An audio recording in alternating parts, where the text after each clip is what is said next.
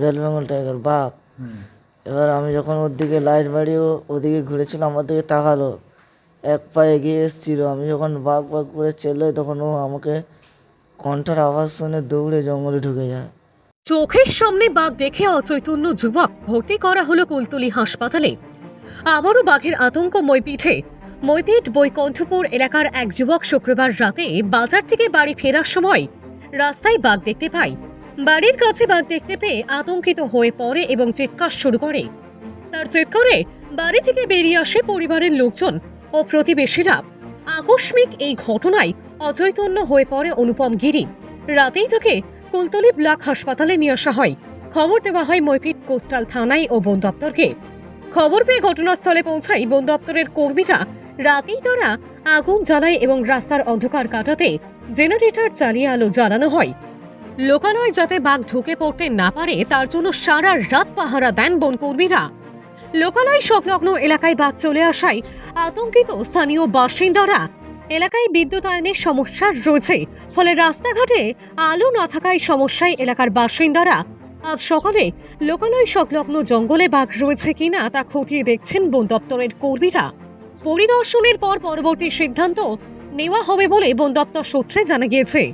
প্রাথমিকভাবে মনে করা হচ্ছে আজনমারির গভীর জঙ্গল থেকে বাঘ বেরিয়ে মাকড়ি নদী পেরিয়ে লোকালয় সংলগ্ন এলাকায় বাঘ চলে আসে। কী হয়েছিল, আমার ছেলে বাজার থেকে বাড়ি এসেছিল নদীর রাস্তা ধরে। তারপরে হঠাৎ ওই দেখে না নদীর ঢালে, বাউন্ডারি ঢালে নদীর সাইডে বাঘ দাঁড়িয়ে আছে। তাও দেখে প্রথমত বুঝতে পারেনি। তারপরে যখন ভালো করে লাইটটা দিয়ে দেখে, মোবাইল লাইটে জ্বেলেছিল, যখন দেখে না বাঘ, প্রথমে ওর দিকে একটু আগিয়ে এসেছিলো।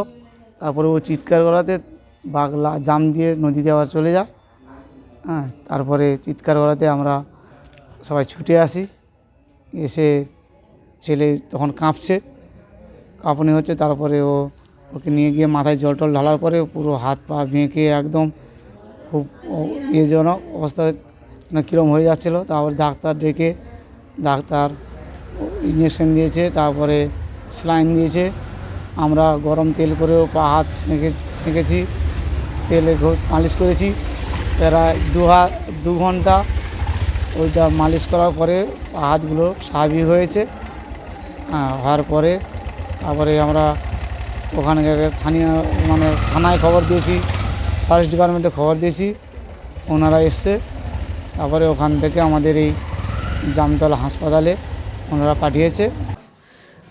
আমি বাজার থেকে বাজার করে বাড়িতে এসেছিলাম।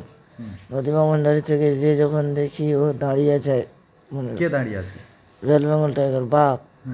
এবার আমি যখন ওর দিকে লাইট বাড়িয়ে ওদিকে ঘুরেছিল, আমার দিকে তাকালো, এক পা এগিয়ে এসেছিল। আমি যখন বাঘ বাঘ করে চেল্লাই, তখন ও আমাকে কণ্ঠার আওয়াজ শুনে দৌড়ে জঙ্গলে ঢুকে যায়।